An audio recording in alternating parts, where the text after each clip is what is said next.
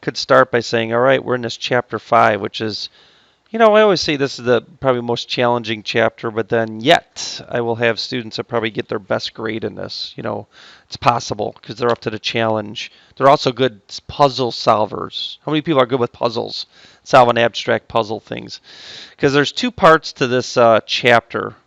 There's the identities. That's the part that well, it's all about identities, but that's the part where problem solving occurs. It's not math. It's like geometry and doing proofs. But it's not as bad as that. So don't. If you ever done proofs, I don't know if you do proofs anymore. Does anyone do proofs in geometry? You know, given this, then you prove that, and you have to do a logical steps to prove it with sentences. Okay, that's weird. We lost that thing. And then there is the other part that is going to be the cirkix or ticks part using identities, and that's the numbers part. And I guess we're doing a little bit of that today. The cirkix or ticks is going to be reviewed. So the students that do really bad in this chapter still don't have this down, right? And then that's why it's hard to proceed on, but we have to, all right? And you got to get on the math bus, or the bus will just hit a puddle and splash you while you're not on it, and you'll get all dirty. Okay, all right. So this first part is the identities, and you're going to have to memorize a few things, not a whole bunch. Don't look at this, or don't write it down, but look at it. And we're going to look at sign, and then this is going to be written again later. What's this noise? Not inverse. That is the symmetry sound. Nice. And that is symmetric with respect to the origin, which I have that written right here. What does that mean? Then if you're symmetric with respect to the origin, you are odd, an odd function. But this is also true, which will be rewritten later. That means sine of negative x will equal negative sine of x. Is everyone okay over there? Are you all right? You look confused. No? You good? Okay. I don't want to say your name. You could sue me then. All right. What kind of symmetry is that? Y-axis. What does that mean for cosine? It's even. What it will mean is this. Okay, and if you could see what I'm circling or I'll highlight, it means this is weird, and I'll prove this later, and it'll be in our little identity section that will definitely have to be memorized. What I'm going to show you next, you have to know like the back of your hand. All right. And then, I lost my pen. That means origin symmetry, which means tan is odd. Okay? And then this means this is true. Tan of negative x equals negative tan of x. That's what you're going to have as an identity. We'll rewrite that one later. So I just wanted to revisit that. And then it's time to look at our identities one at a time. And I think I just have them already filled out for you here. And then I'll go from there. Yes, you will have to have this memorized. Okay? And then here's what a quiz will look like. You know what a quiz will look like? It'll look like this. You have to fill in the blank. I'm basically telling you on Wednesday you're going to have a quiz that it'll look like this, and you got to fill in the other side. Do you understand me? Put that phone away. What are you doing over there? No, no phones. Someone doing stock trades in my class. I don't even know if that's legal. Anyway, okay, so I'll reveal these. So, blah, blah, blah, you take notes. You don't take pictures, right? Plus, you might get my ugly face in it, and then I don't want my face on the internet. Sue. I will sue. Are you taking any notes? You better write this down, Chief. All right? The first ones are reciprocal identities. They just mean they're flips of each other. And I don't think you have to write all 6. I think if cotan is equal to 1 over tan, then tan is equal to 1 over cotan. You can put vice versa down there. All right, now press pause as you write the next one. No, I won't. As you're writing these down, you may look at this. What we have over here. Hey, what's y over r, everybody? What's y over r? What's y over r? What's y over r? Which trig function? This is what I mean about cirkix or ticks. You didn't know, the answer, but If you don't know that, you're in trouble. What's x over r? What's x over r? Cosine. So y over x over r, the r's do cancel, and lo and behold, you end up with y over x, which is what? What's y over x? Tangent. So that's where this comes from. Tangent does equal sine over cosine. These are called quotient identities. I don't like that word though because these are fractions as well. Cosecant equals 1 over sine. So what I'll probably say is put tan and cotan in terms of sine and cosine. So then you have to say tan is sine over cosine. Cotan, of course, is the flip of that. All right. Press pause for a second for the writers. Okay. Now, oh, here we go. Oh, it works. It works. I'm going to derive these now. Hey, what's a squared plus b squared equals c squared? This is one of my math shirts. That might not come out for like a couple weeks. But anyway, I wear a math shirt every Wednesday. It's my new little thing. Then isn't that x, y, and r changed into, right? X squared plus y squared equals r squared, just in a coordinate plane. And I'm going to do this the long way and really break this down. Because the next thing you have, oops, one's revealed over here. Let me hide it. It's too late. They're already looking. Okay. What I do next derives the next three identities. Derives. Okay. All right. So whatever you do to one side, say it. So I'm going to decide, just because I'm weird, to divide both sides by, how'd that change to red? R squared. I'm going to divide both sides by r squared. By the way, what's r squared over r squared? 1. And then, okay, I'm really going to break this down overdoing it. This is the same as x over r and then squared, like the whole fraction squared. The same as y over r squared. Then if I look at this triangle over here, hopefully you can see the yellow I'm writing over there. For that triangle, for that theta, what does x over r represent? What is x over r? What's your instinct in this class? It's cosine. And it's actually the cosine of that magical theta over there. So we can rewrite x over r as, well, that's the cosine of that angle measure squared. And I am writing like this on purpose. And that's the sine of theta and then squared. Because that's really what you do when you have cosine theta squared. Or when it's written like this, you actually square, you take the cosine of theta, then you square it. So now I'm just writing this notationally. And then lo and behold, you get this identity. That is a Pythagorean identity in terms of trigonometry. Well, I guess because I can't really do it any other way, I'm going to do the other couple, like right up here. Okay, well, what else could I do? I could decide to divide by what, everybody? Y squared. And then I don't think we have to go all the way out and write all that stuff down. This is all you have to do in order to derive this formula. First of all, what's y squared over y squared? 1. What's x over y? That was a little tougher one. No, it's cotangent. What's r over y? Cosecant. So that is why this one is cotangent squared plus 1 equals cosecant squared. I'll write these down here in a moment. What else could I divide by? The last thing you have is x squared. What's x squared over x squared? 1. What's y over x?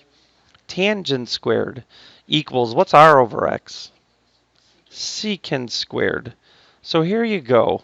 You have these three Pythagorean identities derived. What I just gave you is an escape. I know them now. I actually have a trick to remember. I know sine squared plus cosine squared equals 1. That I consider like the basic one, and that one's very rememberable, I guess. But then I got like tricks. Like notice this one, this is the cos. 1 plus cotangent squared equals cosecant squared. And then this one is, you could switch this around. 1 plus tangent squared equals secant squared. But irregardless, you have an escape.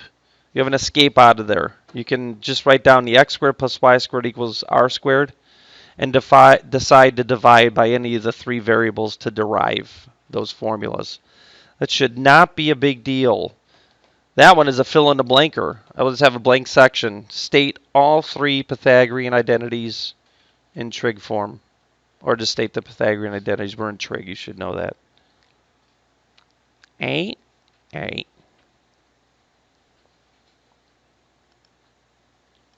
Then you're going to find all this that I'm doing today. Well, half the assignment does reference it just in fill in the blank stuff. So half your assignment today is kind of exercising these identities. Then tomorrow it's really the identity game, the puzzle, the starting of the puzzles.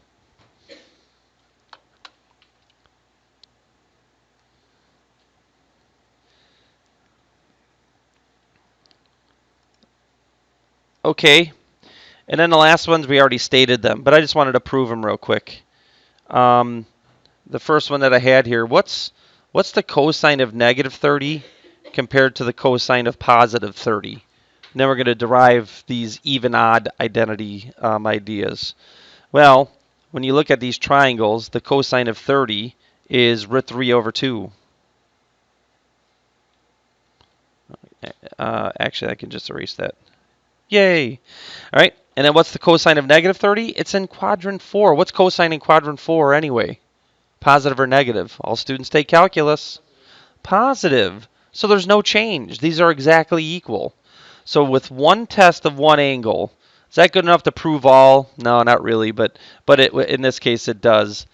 With one test, this verifies with one angle at least that this is true. The cosine of theta is equal to the cosine of negative theta. No change. They're the exact same answer.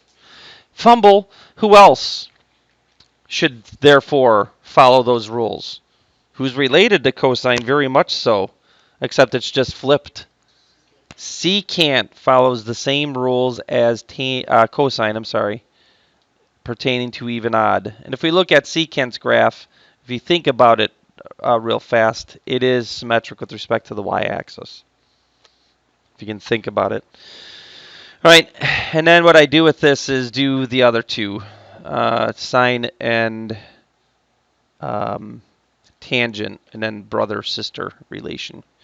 So is it the same for sine? Oh no, because what's sine in quadrant 4, everybody? Negative. So sine of a 30 is a half. And again, in chapter 5, you're going to have to know your 30, 60, 90s again. You're going to have to know this pretty fast. This is also why chapter 5 is a problem, because some people never learn chapter 2 and chapter 3. But that's why this whole class can be a problem for some people when they walk in without the proper math skills. Right? Can't do fractions, still can't factor. Arrgh. So we obviously see there's a problem, Houston. I watched Ad Astra yesterday. Anyone ever see that? No? Pretty good movie. Nice, slow-moving, very interesting sci-fi movie. All right. Boom. So the only way that this could be true, sine of negative theta, is if I take the sine of theta and I take the opposite of it. Then this will be true, which means it's odd. Then, of course, cosecant, same thing.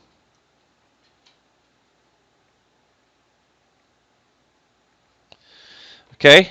And then tan, bore you with that one real quick. I just like doing this because, you know, if you have time, especially on an identity fill-in quiz, you could do this real fast. I always do these things for you. All right. Let's fill in tan here and then overwrite these answers.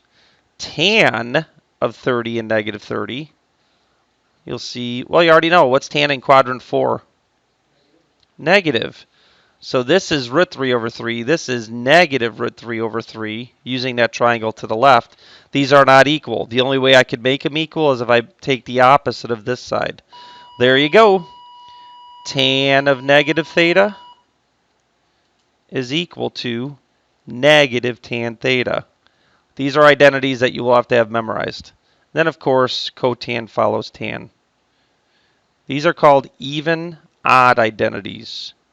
Because the yellow means you're an odd function. The blue means you're an even function, mathematically, when you do those tests. So what you should recognize is alternate versions of this. See what I highlighted up at the top of the notes? And then I'm coming down here, coming down here. What just happened to get this in this form? What did they do to both sides? They just did what?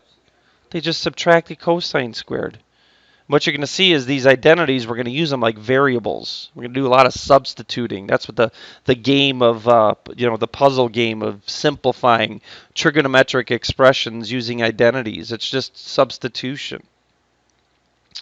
All right, and then same thing with this. What they do to both sides, they just subtracted sine squared. Hey, I have a question. This is wild. You want to get nuts? Let's get nuts. What's cosine squared of theta? Minus 1. Give 5 seconds. 4, 3, 2, 1, 0. What's the answer? Nobody answered except one person. It's negative sine squared. How many people thought that, but they didn't want to say it out loud? Liar! You should have said it. All right? No proof.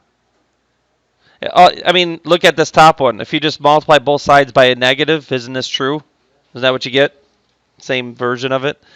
Just be aware that that might be a test or quiz question. Hey, what's cosine squared minus 1? 90% of the students say sine squared. You're gone! Okay? Hey, what's this one? This is a great one. Cosecant squared of theta minus cotan squared of theta. What does that equal to? 5, 4, 3, 2, 1, 1, 0. He said 1 twice. Why? What's the answer? 1. Okay? That's wild. So you're going to see this in an expression, and you're going to be able to substitute for that the number 1. Isn't that crazy? Same thing with sine squared plus cosine squared. That's going to happen a million times when we're doing our puzzling. And that's what it is about a puzzle. We're going to try to simplify expressions. So when you see a sine squared plus a cosine squared, you're going to be able to replace that with the number 1. It's wild because it's equal, and that's what substitution is. You substitute equal things for other stuff. You find out x equals 2, then you can plug in 2 wherever you see an x, right? How come x is equal to 2? I just made up something. All right, with all that, the second phase is probably, I guess I could look at it this way. We are going to have this also done in this chapter. So we're going to go back to, this is the trig part. This is the circ-kicks or ticks part of the chapter. I think what they want you to do, you can write this down, but you don't have to. I think they want you, no, I don't think, I know. They want you to use identities to solve this. But this is a chapter 2 question. It really is. And I'm going to approach it like chapter 2. Because I think it's more efficient. But I'll show the chapter 5 way of doing this. What they want you to become is obsessed with the Pythagorean identities. And when they say tan of theta equals negative 5/3, they expect you to do this. I'm going to erase this and show you this in blue. They expect you to plug this into the Pythagorean identity that has tangent squared in it. 1 plus tangent squared equals secant squared, and then you can solve for secant squared. This is a much less efficient way of doing this. So show that math, show the final results, which is this, and then I'll show you why we should have just done chapter 2 instead. Now, I guess it's good, because then it'll get you to memorize these Pythagorean identities better, so it's up to you. I'm going to go to the red and say, what did we do? What kind of trig was this in chapter 2? It starts with the C, CO, COO. Coordinate. You make a coordinate in a coordinate plane. Boom. This is what you do. And then you simply use the Pythagorean theorem to find R. And then you can find any trig of that angle measure. You can find all 6. So the blue is one way to do it. The red is the other way, the chapter 2 way, which I think is more efficient. Do you see this 4 that I have here?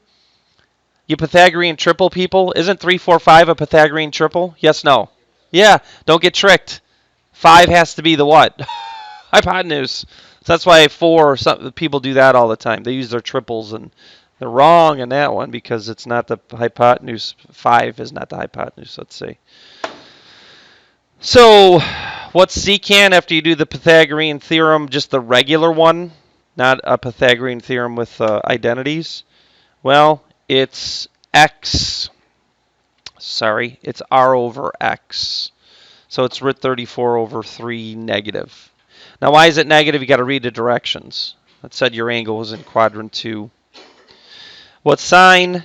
5 over root 34. Rationalize. Oh, and then the last one. What's the cotan of negative theta? Before we continue, what is the cotan of negative theta? Is it negative cotan theta or positive cotan theta? Look at your notes. It's negative cotan theta. This is theta.